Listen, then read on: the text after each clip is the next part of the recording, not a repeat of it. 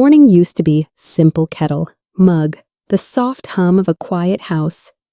Today, one line from my daughter cracked that calm. Watch my wedding on a live stream. Not. Come sit beside me. Not. Mom, we saved you a seat. A screen. I set the cup down and noticed the coffee had gone cold. The way certain loves cool when convenience is crowned family. I thought of years working late so vendors could be paid. Winters I drove through ice so dreams wouldn't freeze. I never kept receipts, mothers rarely do. I told myself gratitude would come when life slowed. It didn't. So I answered with 4 small words. Sure, enjoy your big day. No scene, no storm, a boundary, laid gently like a folded napkin after dinner. I closed the laptop, turned off the light, and stood still in my kitchen. If respect requires a ticket, I won't be buying one. Stay with me. What came next surprised even me. The morning opens with wet leaves pressed to the curb, a thin mist lifting off the asphalt like breath. I am 59, a widow with a tidy yard and a reliable car that knows the route to work without asking. Kettle, mug, keys in the bowl by the door. The radio murmurs headlines that feel borrowed from louder lives. I check the porch light twice, the lock once, then ease onto the road. Oregon wears gray beautifully. It calms what refuses to settle inside me. At the red light near the river, joggers stitch the fog with neon, and I count the beats between green and go. Habit is a rope I've braided from smaller ropes' sleep. Coffee, lists, the quiet hum of a life maintained. I used to think maintenance was the opposite of meaning. I was wrong. It is how meaning survives the weather and comes home again. Shoes wet, grateful for a dry floor. After the funeral, I folded the flag, folded the casseroles into Tupperware, folded my grief into chores. A promise formed while the dishwasher hummed, keep the roof, keep the lights, keep the children from learning the hard way how bills talk. I learned the language for us interest, escrow, deductible words that made men nod and back away. Nights were a ledger of small victories the mortgage paid on time. The pantry never empty, the lawn mowed early. I taught the water heater to behave and the smoke alarm to wait until morning. The world didn't soften because I asked nicely. It respected preparation. I prized seatbelts and spare keys, calendars squared in ink. You can mother with tenderness, and you can mother with logistics. I did both until they felt like the same muscle. I ironed uniforms and learned to be calm. I stacked stability like firewood, so winter would have something to burn that wasn't us. Children grow in increments you only notice when a doorway collects their heights in pencil. Mine rose past the marks and into their own weather. Birthdays became logistics cupcakes for 24. Rides at 5. A costume acquired at midnight with safety pins. I blew out candles alone after they fell asleep, asking for more stamina than joy. The soccer cleats dried by the heater. The science fair volcano erupted politely on a tarp. The prom dress needed hemming with the patience of a surgeon who could only stitch in straight lines.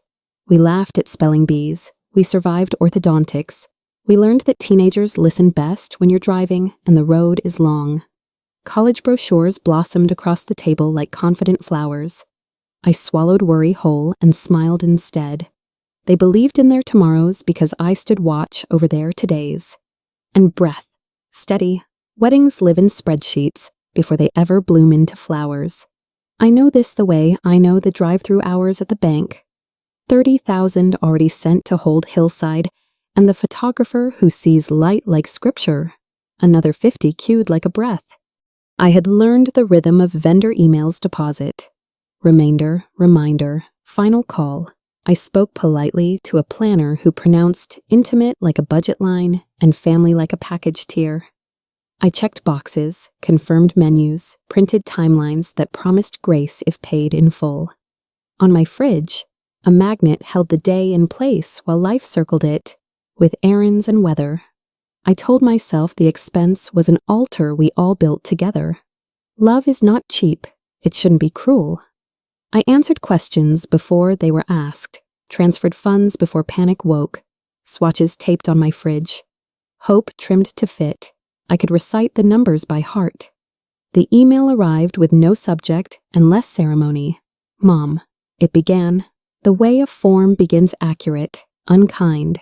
I have loved being her mother, the word when it's a reaching, not an assignment. I hovered over the screen long enough to feel the heat fade from the mug. The message explained updates, timelines, decisions made by other people. There's a tone daughters use when they are tired of negotiating with themselves. It sounds like relief in authority. I read slowly, as if pace could alter content.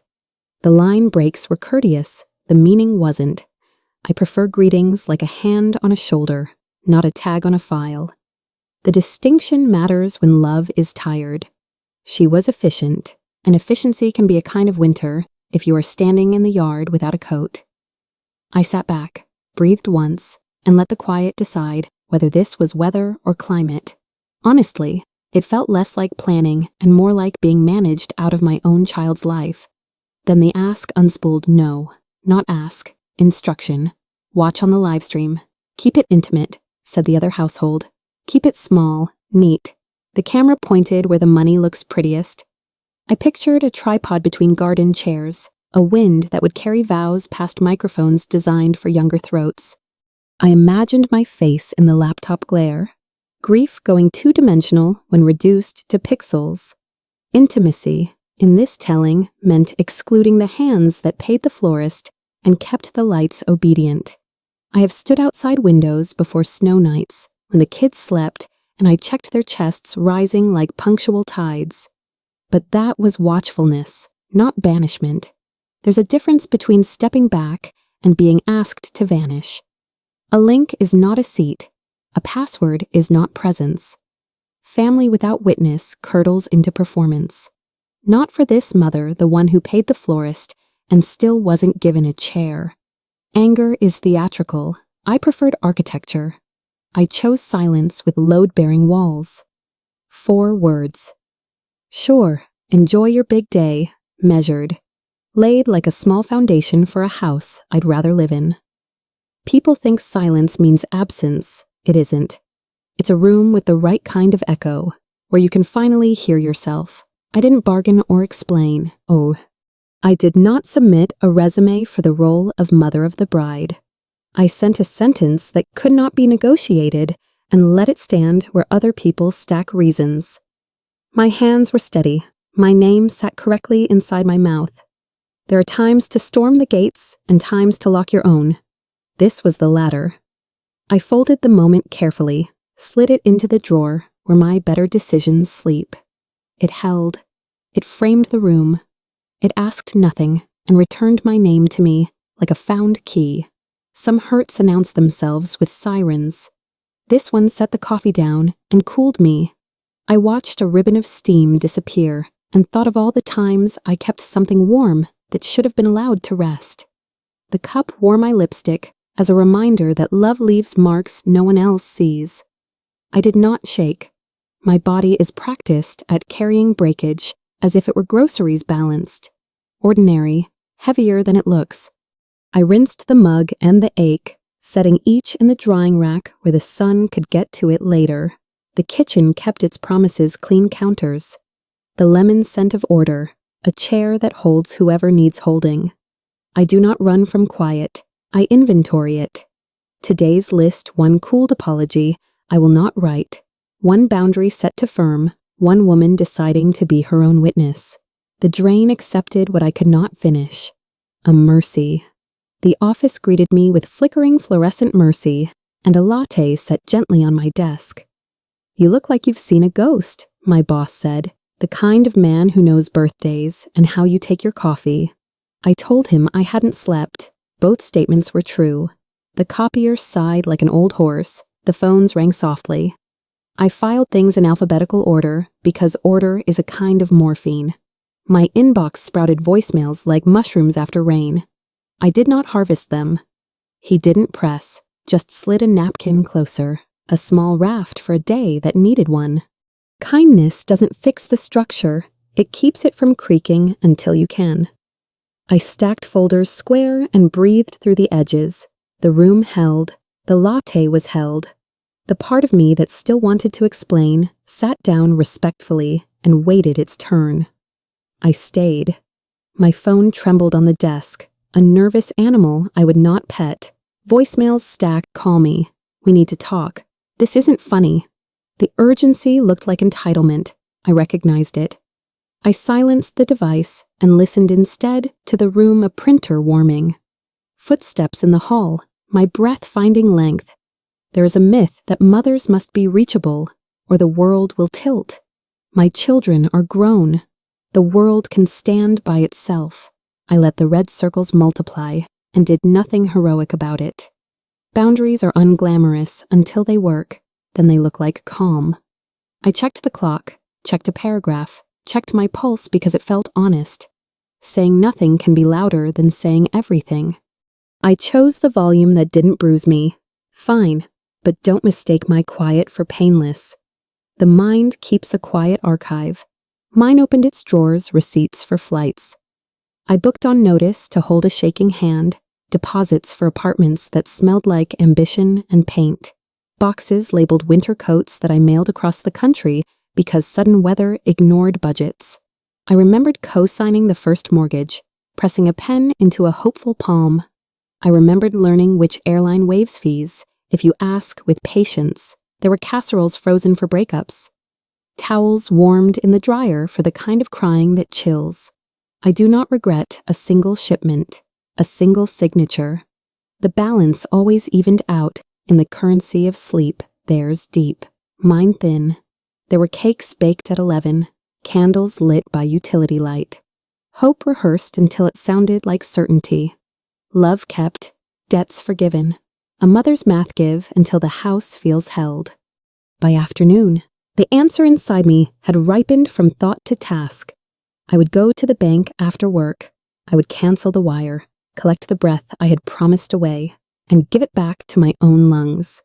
There is a dignity in simple errands done with precise hands.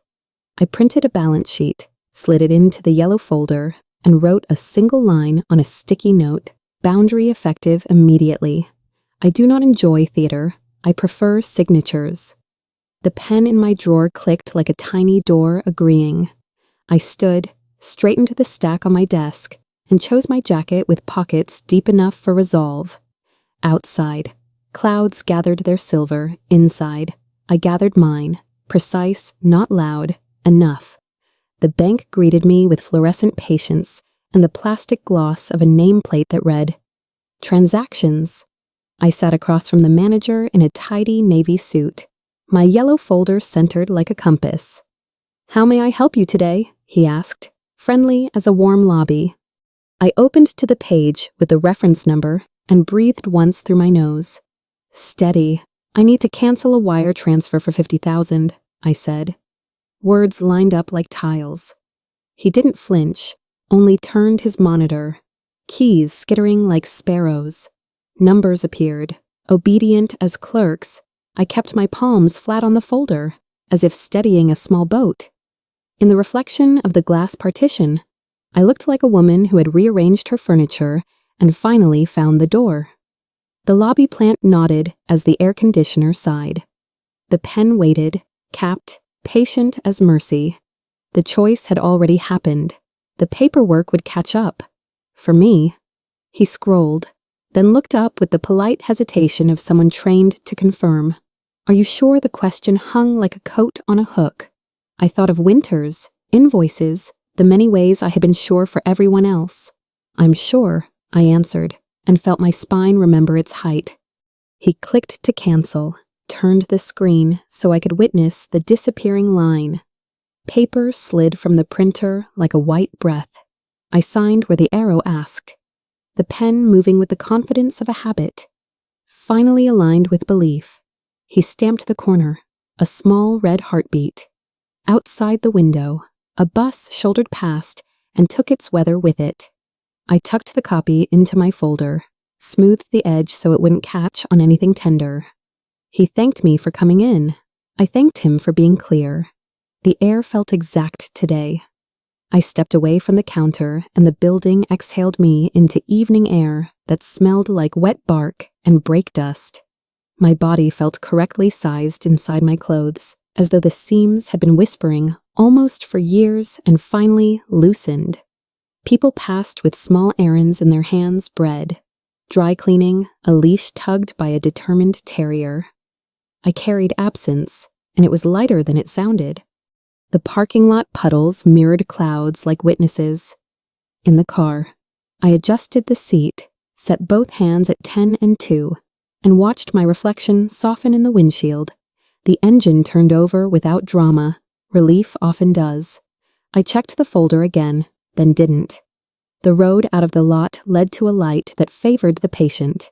When it blinked green, I did not rush it. I brought the car forward like a promise I could finally keep. Windows held their breath. By the time I reached home, my phone lit up with a chorus of insistence, pings stacked like dishes you don't remember using. "Mom, please answer. We need to talk. This isn't funny." The screen pleaded, then scolded, then performed worry for an audience of one. I set the device face down on the table and let the house reclaim its sounds, the refrigerator's faithful hum. A distant dog negotiating with dusk. I rinsed an apple, cut it into quarters, and listened to the knife decide where to land. I am not unkind. I am uninterested in being summoned. I let the faucet run a moment, then shut it, choosing stillness. Evening gathered gently around the quiet rooms. I took down the bottle I'd saved for a celebration that never settled on a date. The cork sighed like a neighbor folding laundry. I poured a glass and carried it to the porch, where the evening light softened the edges of the yard. Red wine behaved like patience in a cup. Across the street, a porch light blinked alive, somewhere. A screen door admitted laughter. I am not against joy. I am for belonging inside it. I lifted the glass to the last version of me who believed endurance would eventually be seen for what it cost. She did her best. She can rest now.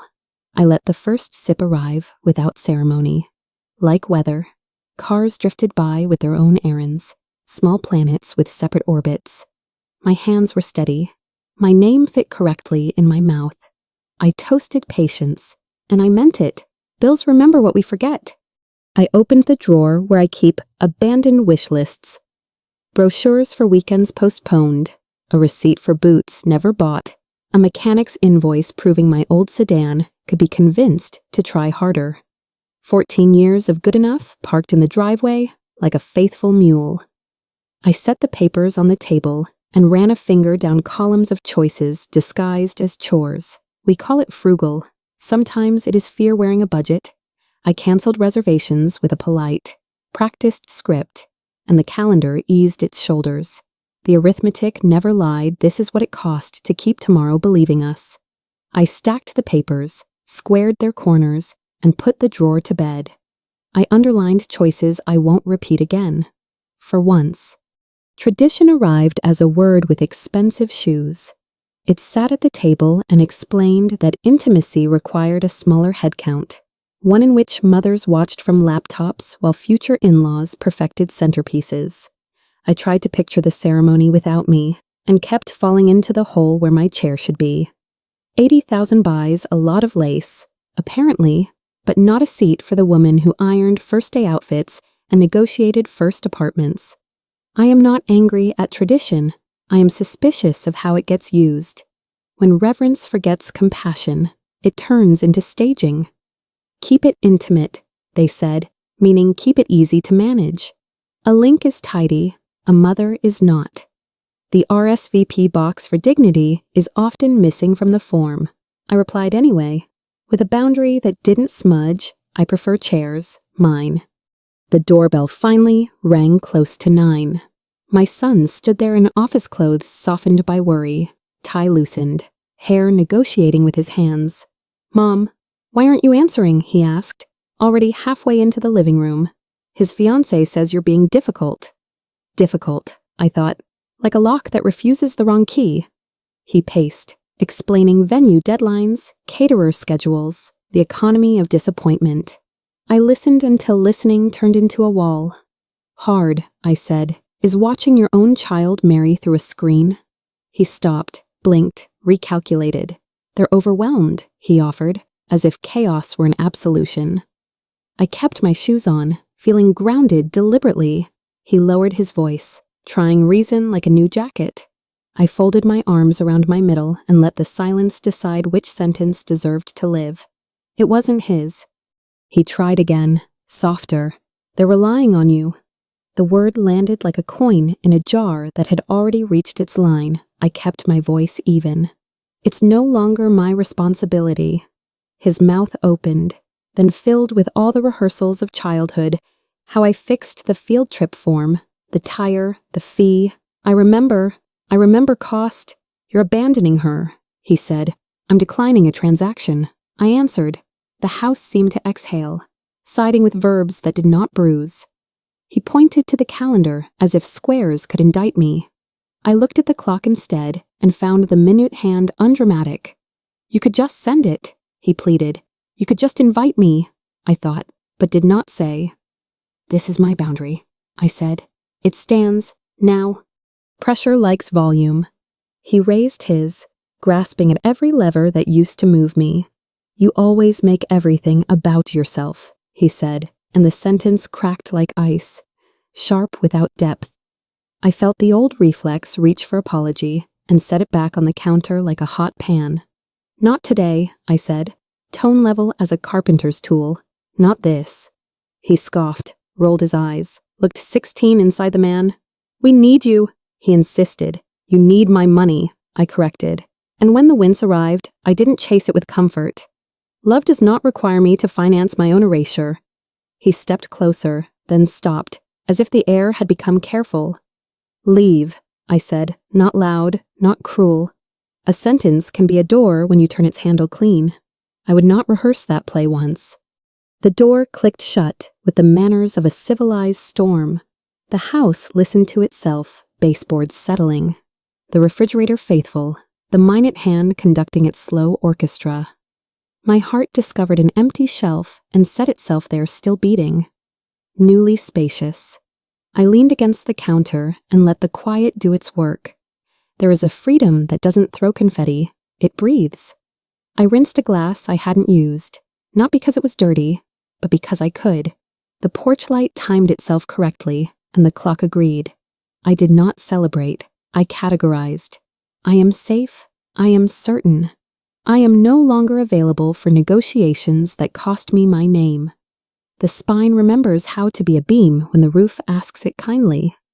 I stood straighter, tried the room. Guilt knocked once, out of habit, and I sent it to voicemail. My lungs auditioned a larger breath and kept the part. Relief is not triumphant, it is accurate. I wrote nothing in my defense, because I was not on trial. I opened a window and the night arrived politely. Cooler than expected, interested in nothing but being night. I stood there and inventory felt less like accounting and more like prayer lamp, chair, woman, intact. The word selfish passed through and found no furniture. I had removed the couch where it liked to sit. Somewhere a neighbor laughed, and it didn't bruise me. I closed the window slowly and kept standing. I stayed there. By morning, the phone had turned into a siren, 43 missed calls. Each red circle like a bead on a rosary, I no longer prayed. Texts marched beneath pickup. This is serious. Take responsibility.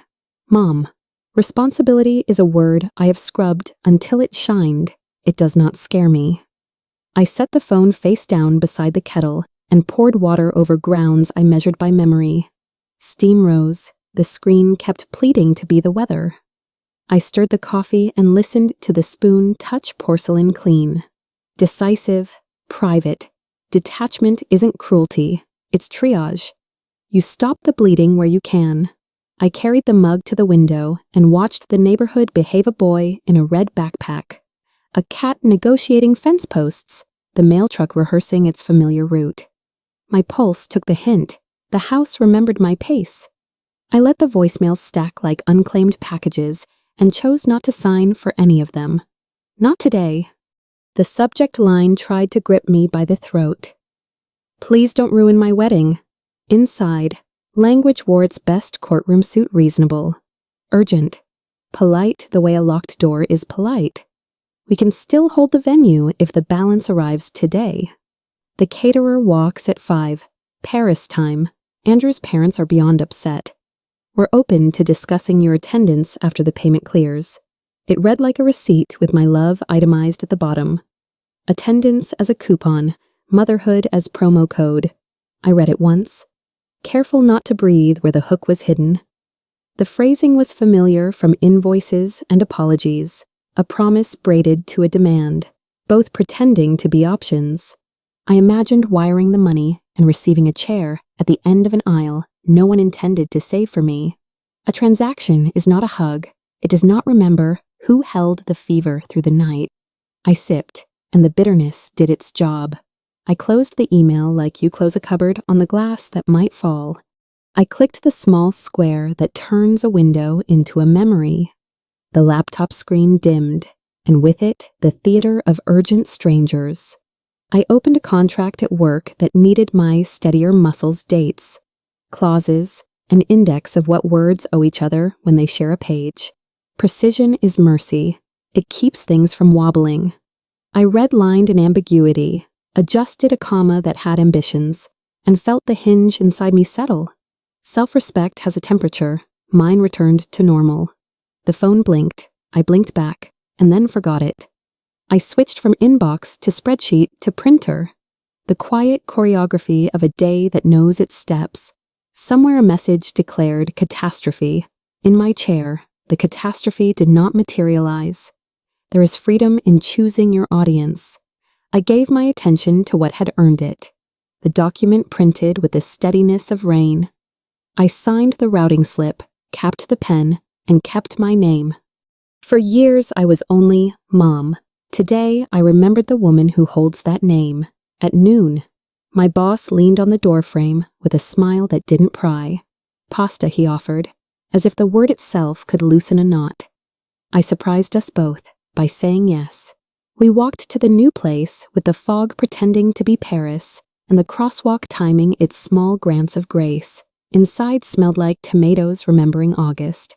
We ordered meatballs, shared bread, traded ordinary stories that kept our chairs honest. He asked about the pottery class I'd been meaning to try. I asked about his grandkids who keep outrunning nap time. The waiter grated cheese until the plate looked like quiet weather. Between bites, the clamor outside my skin fell a register. Warmth has a way of voting. It chose me. I did not confess everything, just enough to let the air know I trusted it. He listened the way good tables do, support without splinters. When we left, the door chimed like a small, forgiving bell. We stood on the sidewalk, plates turned into memory, and he said it the way a doctor names a condition you suspected but needed spelled. Sometimes the hardest part of love is setting boundaries. Not whispered, not wielded offered. The way you hand someone water after a long hill. I felt the sentence arrange the furniture in my chest. Rooms I hadn't stood in for years opened their windows. I didn't argue. I didn't cry. I simply noticed there was nothing in me left to contradict the truth. Boundaries are not walls when you build doors into them. They are the architecture of staying. He squeezed my shoulder once. A punctuation mark that didn't claim ownership. You're doing the right thing, he added, as if right could be quiet and still count. Back at my desk, the email icon tried another siren in red. I let the line he'd given me be louder. It hummed without shouting. It held. Afternoon fell in slanted bands, the kind that make dust look choreographed. My keyboard ticked a patient metronome. This is how a day recovers, not with a parade, but with a pencil advancing down a list. I moved a stack from the left to the right and titled a new folder with a word that used to scare me. Mine. The radiator issued a small, contented sigh. The window admitted a square of sky that behaved. I let my shoulders drop one vertebra at a time, as though releasing a zipper I had worn too long. Healing is less revelation than repetition breathe. Choose, file, subtom, sip, stand, return, between emails.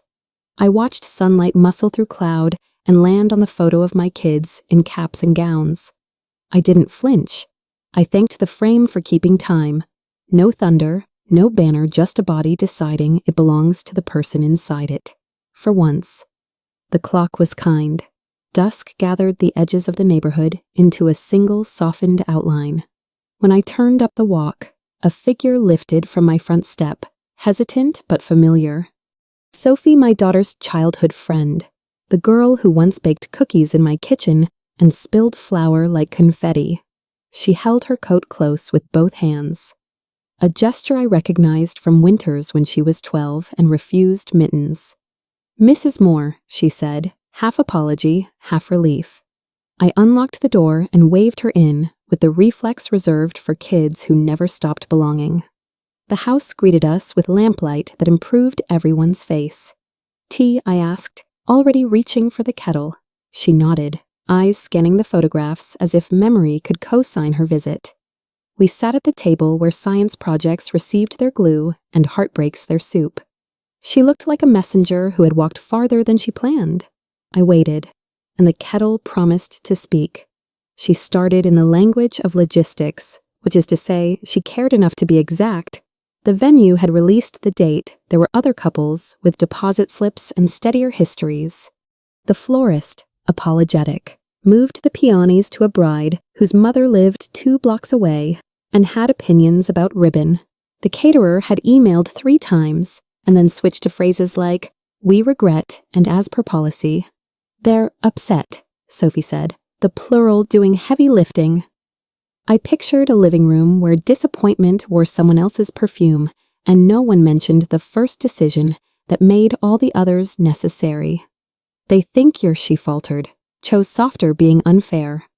I stirred honey into her tea and let the swirl find its center. Consequences are not vengeance. They are a syllabus. You can pass the class later, but you still sit for the exam. She looked tired. I slid the mug closer. "Warm helps," I said. It did. "Is there anything she could say?" Sophie asked, careful as lace. "Anything she could do to change your mind?" The question arrived like a lost key, familiar shape, wrong door. I saw the versions of me that would have answered, yes, the negotiator, the rescuer, the woman who swapped self-respect for access and called it patience. I visited each quickly, thanked them for their service, and kept walking. I measured silence the way tailors measure hems. Does this length finally fit the life I'm willing to wear? "I don't know the sentence that returns my chair," I said. "Not unkind. An apology purchased with urgency arrives with a receipt." She studied the table grain, nodded like someone tracing a map she'd driven as a child. There are moments you want mercy to be math, and moments you have to admit it isn't. I set down the spoon and did not fill the pause. Some answers earn their echo. I said it softly, the way you set a glass down so it doesn't crack. No, not to love, not to future, not to the girl who once borrowed my cinnamon no, to the trade being offered. My presence isn't a coupon, I added. It does not redeem for seating. The words surprised me with their temperature warm, not sharp. A good boundary keeps both sides from bleeding. I didn't list injuries or present exhibits. I am done auditioning for rooms I helped pay to heat. Sophie's eyes glossed, not from argument, but relief, as if certainty were a blanket. "I understand," she whispered, and we both knew understanding is a bridge you sometimes stand on alone until the other person dares the first plank. I poured more tea we didn't need and let the steam say what I couldn't, that love without dignity is costume. I have worn worse. I am changing clothes, Sophie leaned back, as if the chair had finally learned her weight. "I get it," she said, even if she doesn't. Yet. The yet hung like a lantern we didn't blow out. She told me a story about a friend who moved home, paid no rent, and called independence a vibe. We laughed the small laugh women share when recognition is the joke and the scar. She rinsed her mug at my sink, like muscle memory and set it to dry without being asked. Some loyalties are braided early. They hold. At the door, she hugged me in the careful way of people who know bones ache longer now. On the porch, the night had arranged itself into stars with room between. Tell her I hope she learns the right lesson. I said, which is Sophie asked, that love shows up, not just when you're swiping a card. She nodded, tucked her scarf, and went to tell a truth she could carry. I shut the door and felt the house restate its shape around me. Not smaller, truer. The woman who once sprinted to fix every ache took a step back and sat down at the table like a respected guest. I could almost hear her unlace her shoes. I walked the room's lamp, plant, framed faces, and nothing demanded I perform an explanation. Somewhere a text insisted on urgency I did not inherit. I wrote a single sentence on a sticky note and pressed it to the fridge. If my presence is negotiable, so is my effort. The note looked ordinary and changed the gravity. I rinsed the teacups, wiped the counter, folded the towel along its original crease. Rebirth is often this boring, no trumpets, just a woman choosing the next merciful task. I turned off the kitchen light and waited a heartbeat in the dark, listening for any part of me that still begged. She was quieter. I was not. The email arrived with the precision of a metronome set to panic. Final notice balance due by 5 p.m., CET, or the caterer withdraws. Paris time, a city famous for love, now keeping time for consequences. I read the line twice, as if the vowels might soften on a second pass. The message wore copies to everyone whose opinions had been deputized as authority planner. Fiancé, his parents. My name was there like a reluctant witness. I pictured stainless steel kitchens, careful knives, menus printed on cardstock promising plenty to people who confuse abundance with affection. I set the laptop back a respectful inch, the distance you give a thing that could still bite. The old reflex reached for my wallet. The new rule reached faster. I counted my breaths instead of their invoices. The clock on the stove told Oregon's version of the hour. I preferred it. I am not indifferent. I am finished underwriting what erases me. Paris can keep its deadline. I kept my boundary. Both were on time. For once. I wasn't the overdraft. There was no last-minute benefactor, no earnest cousin pressing an envelope into anybody's palm, no miracle disguised as an e-transfer arriving with a chorus. Consequences do not arrive with a cape. They wear the work clothes of policy and math. The planner's email shifted from kindly note to regret to inform. The decorator offered alternatives that looked like thrift masked as whimsy. Everyone was very professional about it, which is another way of saying unfriendly to fantasy. I made dinner without argument, boiled pasta until it submitted, and salted it sensibly. The house approved of the routine. On the news, weather described an incoming front like a neighbor with gossip. I folded laundry, paired socks that had once fled each other, and returned them to truce. A boundary isn't a miracle either. It is a daily choice, put on repeat until it sounds like a life. I turned off the television after the forecast. Tomorrow would be weather. I could meet it without generosity I didn't owe. News traveled through the grapevine that prefers judgment to fruit. Traditional. They like to say meaning linens that match and mothers that don't. Tradition is a beautiful word until it's used as a velvet rope. I imagined the living room where they practiced disappointment like an instrument, polished and in tune. It's easier to blame my boundary than to examine the first door they locked. Money has a way of dyeing words. When the budget bled, tradition changed color. Suddenly, intimacy meant backyard, meant folding chairs borrowed from a neighbor who owes you a favor, meant cake that doesn't rehearse glamour but still understands sugar. I am not against simplicity. I am against erasure with manners. I brewed tea and let the leaves tell me what they always do, steep long enough.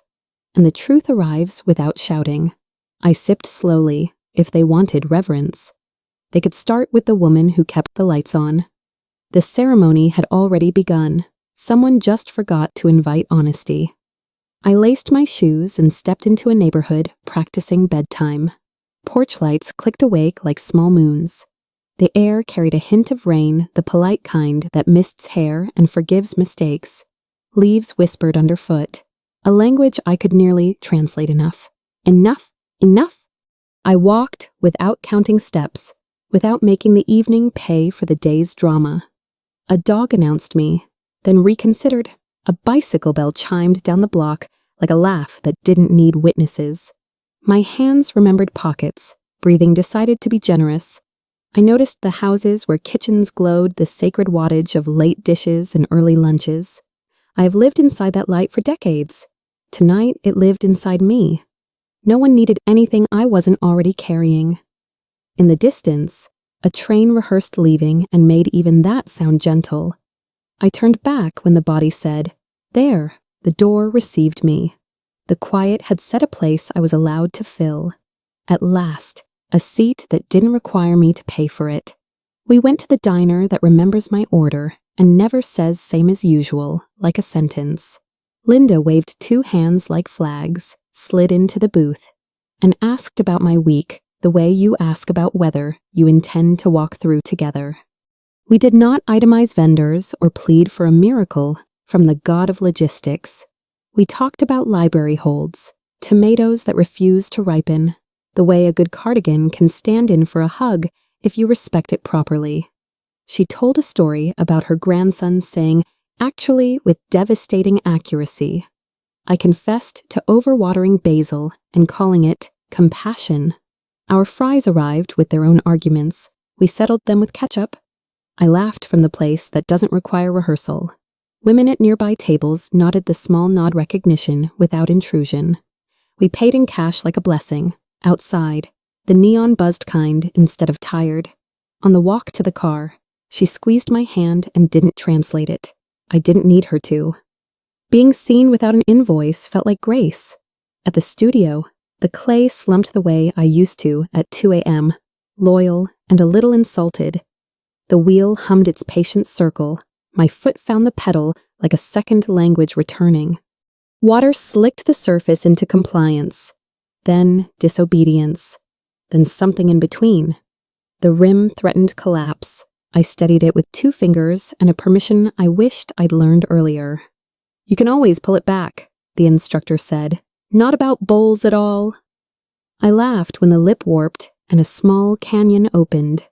Imperfect holds soup just fine. Around me, other women coaxed vessels out of what most people call dirt. We were building containers for heat the world couldn't hold for us. When my piece finally stood, slightly listing, I trimmed the bottom and signed my initials like a soft dare. In the drying rack, it looked like a future that wasn't performative useful, particular, proud enough. My hands were dirty and felt baptized. That weekend, I joined a community class called Letters Never Sent. Each woman brought an envelope addressed to someone who would never read it. Ex-husband, estranged child, the version of herself that never learned to rest. We sat in a circle, pens trembling like tuning forks. No one cried at first. Then one woman, gray braid, nurse shoes, eyes bright as reckoning, read hers aloud. It was to her son, the one who stopped calling after she couldn't pay for his second wedding. Her voice didn't shake, her grammar did. I kept your baby blanket, she said, not because I hoped you'd come back, but because softness deserves witnesses. The room exhaled like a choir too tired for harmony. When it was my turn, I didn't read. I folded the page and simply said, boundaries aren't doors closing, they're fences that teach love where the gate is. Heads nodded. Some in agreement, some in envy. After class, a woman touched my arm gently, like asking permission. You said what I couldn't, she whispered. My daughter thinks I stopped caring. I just stopped financing the lesson she refuses to learn. We laughed, not cruelly, but like survivors recognizing each other across water. There is a fraternity in motherhood that only appears after the parade is over, when the casseroles cool. When the checks stop, when your own quiet becomes your only child to raise. Driving home. Dusk leaned low, the sky practicing closure. I thought of all the women I know who serve love by spreadsheet, who remember shoe sizes, insurance deadlines, emotional birthdays no one celebrates in return. We are accountants of affection, reconciling books that never balance. But the math still matters. To every mother watching her phone light up with demands instead of gratitude, know this saying no is a lullaby too. It sings you back to yourself at a red light. I saw an old couple crossing the street, hand in hand, the kind of steady you can't buy. The woman stumbled, the man waited, unbothered, no rush, no spectacle. That's the kind of love I believe in now, the kind that stays present without purchase orders. Parenting, marriage, friendship. It's all the same currency presence, not payment. When I reached home, I wrote a new rule in my notebook. Love given freely still deserves return on respect, not interest rates, just respect. That's the dividend no one teaches daughters to demand. Later, I sat on the porch, tea cooling in the same mug that has watched me survive decades of seasons. The night hummed like a familiar hymn, and somewhere a child's laughter carried down the block someone else's, not mine. It didn't ache. It reminded me that motherhood doesn't end when they stop needing you. It evolves when you start needing you back. At home, I opened the little notebook where I keep promises I'm likely to break unless they're written. I titled a page Presence Policy because humor makes medicine edible. Bullet points arrived with their shoes tied. My presence has value. It is not an exchange item. Requests made with contempt receive silence. Emergencies that arrive with a deadline and a demand are not emergencies. They are strategies. Generosity requires consent, so does attendance. I added a line at the bottom for when I forget. You are not the bank. You are not the stagehand. You are not an afterthought with a checkbook. The pen left grooves like a roadmap under the words. I closed the cover and placed the notebook in the drawer with the measuring cups tools that insist on accuracy even when the heart wants to eyeball. Boundaries, like recipes, work better when you respect proportions. Mine now included me first. Her message arrived late, long as a winter afternoon. It apologized around itself, then explained through me. There were paragraphs about pressure and expectations, about how words were said that didn't mean how they sounded when they landed. She wanted me there, she said, but also wanted other people not to be uncomfortable. I know you understand. I do. I understand arithmetic. I read it once, slowly, kept my shoulders where they were. I refused to become a courtroom where justification performed its intelligent ballet. When I reached the final line, we can talk soon. I closed the lid on my laptop like lowering a kind curtain. Not cruel, not triumphant. Enough. I did not reply. I archived the email the way you put a fragile glass back on a high shelf safer out of reach. Distance is not punishment. It is protective gear. If she wants to talk, we will, later, in a language that does not invoice me first. There's a quiet you earn, and it doesn't sound like victory. It sounds like a house breathing at the right volume. A woman choosing a chair because it fits her back. I wasn't angry. Anger requires rehearsal, and I had canceled tonight's performance. I felt finished, like the last dish dried and stacked, like a light turned off in a room no one needs until morning. Done is not brittle. It bends, but it doesn't volunteer. I watered the spider plant and listened to the soil drink without gratitude or complaint. I folded the blanket across the couch with the respect you give a partner that's kept you warm on colder nights. The word forgive floated by, and I nodded to it the way you nod to neighbors friendly. Not obligated. I chose not to litigate the past in my head. Instead, I made tea. The kettle did not wonders, it did water. It was enough. On the porch, the lavender looked thirsty, the way people do when they can't name it. I found the watering can under the steps, still half full from a different intention. The spout released a soft arc that made more sense than most conversations this week. Bees negotiated bloom with a competence I envied. The plant received what it needed and did not perform gratitude or guilt. It glowed its peculiar purple and continued.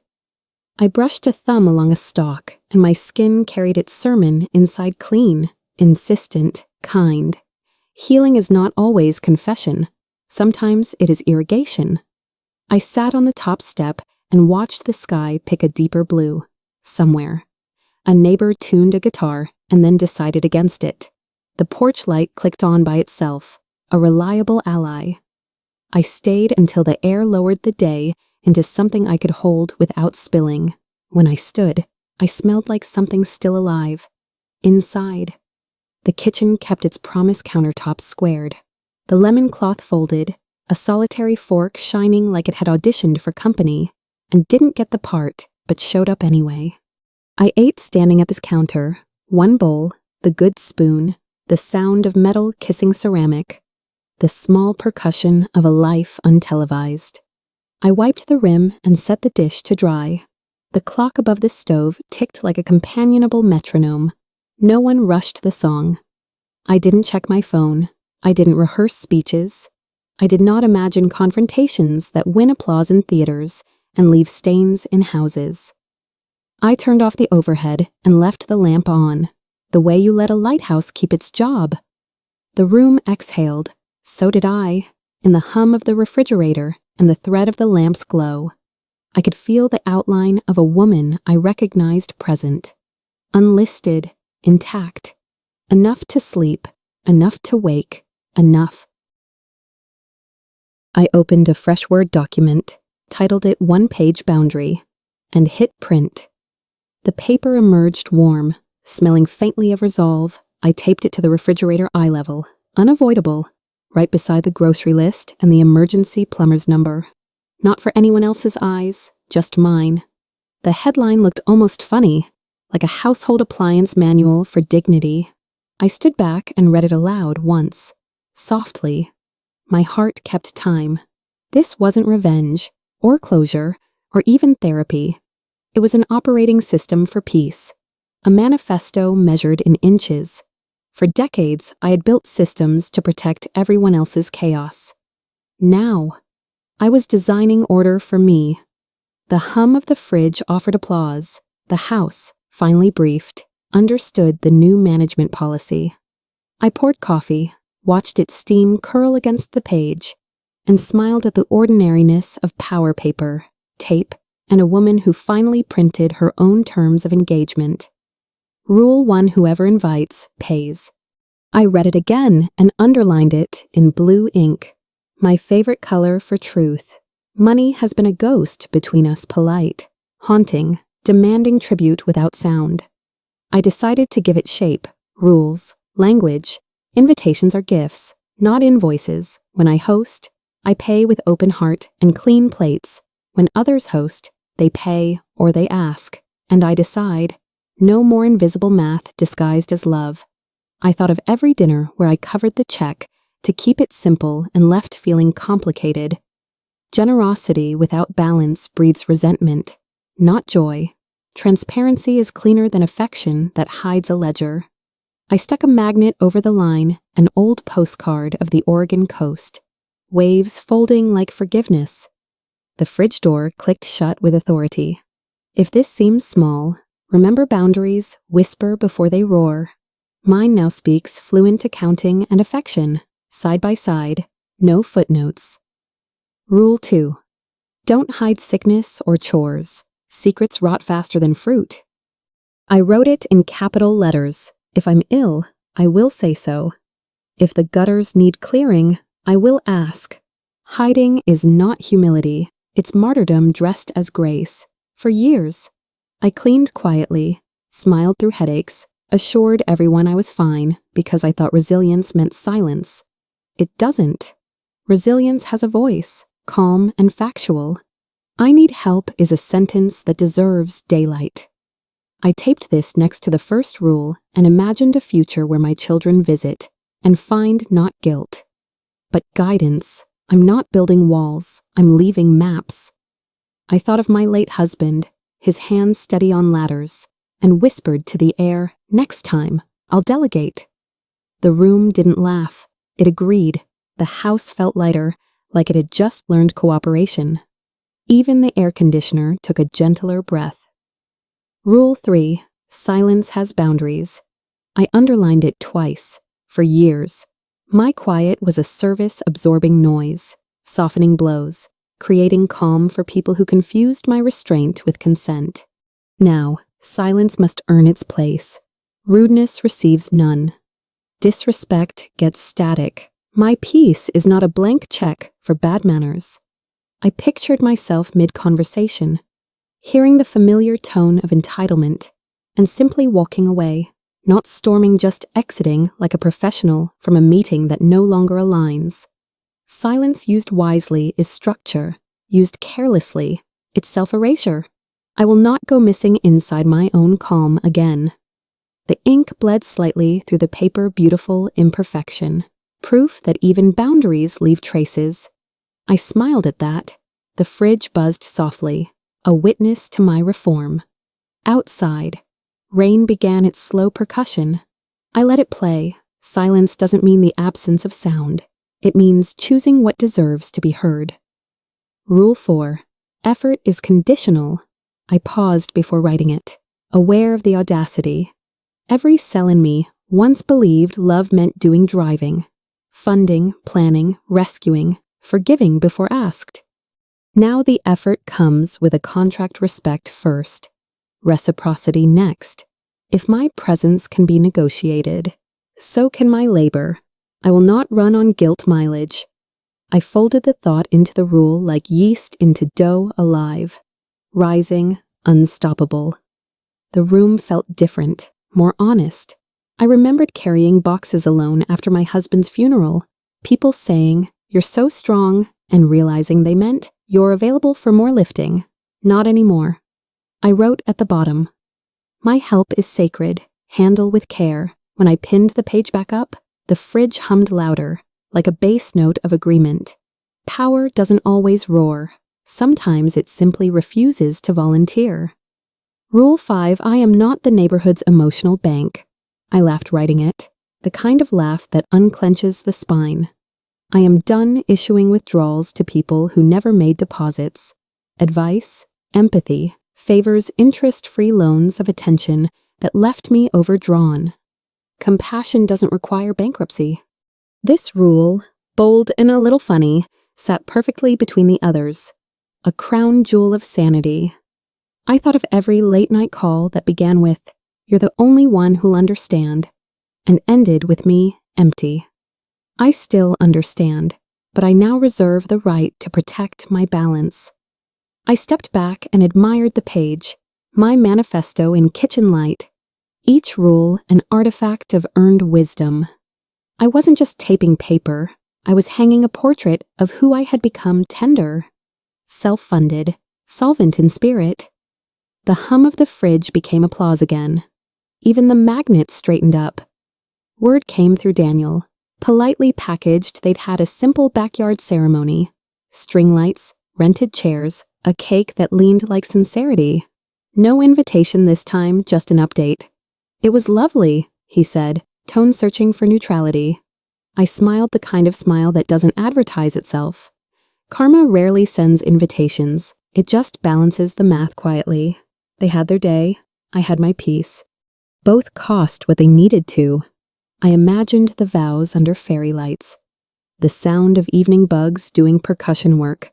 The groom's mother finally seeing that control has a poor exchange rate. I wished them weather that held, and love that matures faster than budgets.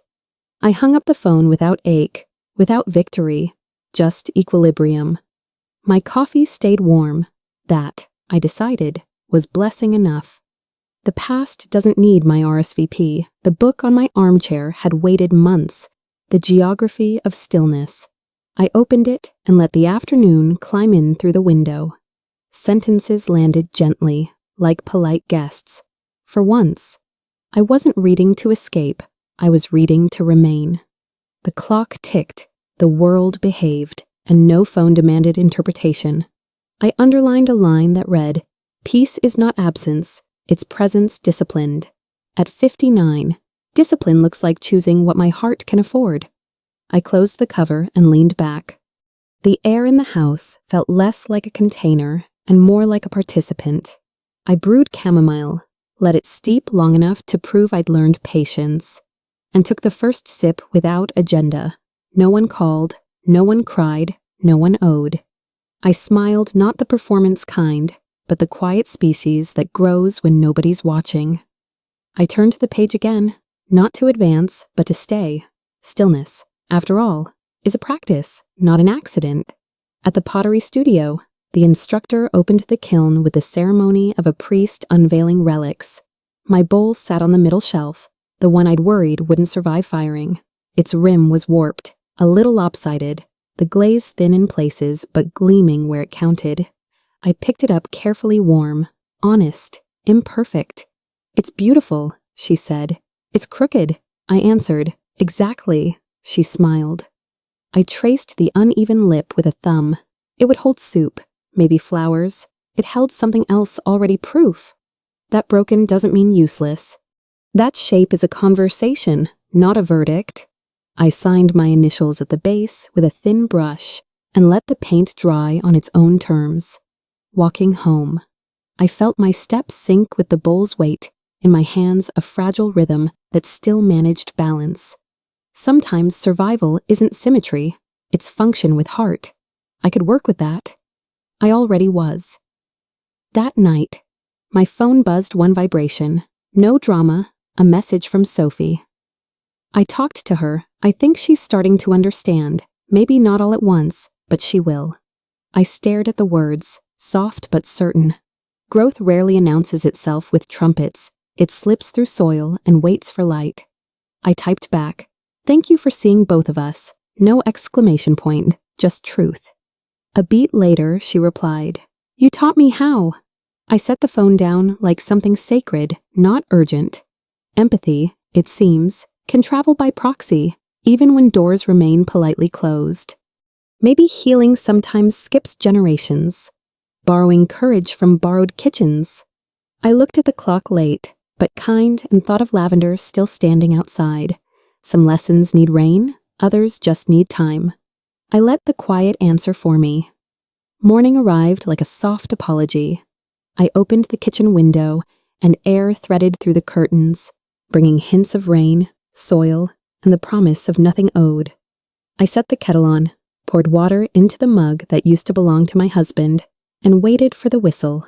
The tea steeped slow, clouding the cup like memory being kind enough to blur. I leaned on the counter, watching the page on the fridge ripple slightly in the breeze, my one-page boundary, alive, breathing, outside.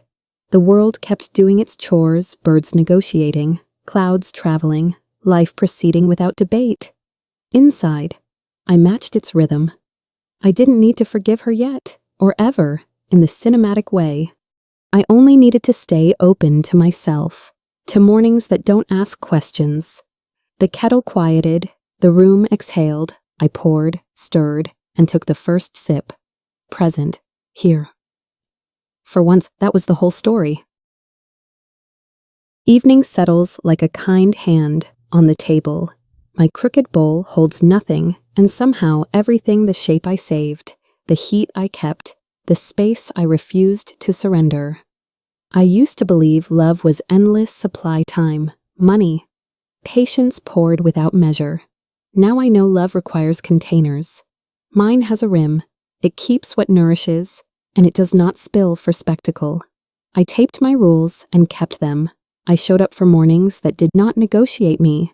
I learned to welcome quiet without vanishing inside it. If my presence is conditional, so is my effort. If respect needs a ticket, I won't be buying one. And still, my heart remains open, window cracked. Kettle on, a seat at the table waiting for truth to sit, not barter. The light lowers, soft and honest. I breathe, and the room breathes back. Sometimes the strongest love is the one you return, gently, to yourself, again and again, daily. If it were you, where would you set your chair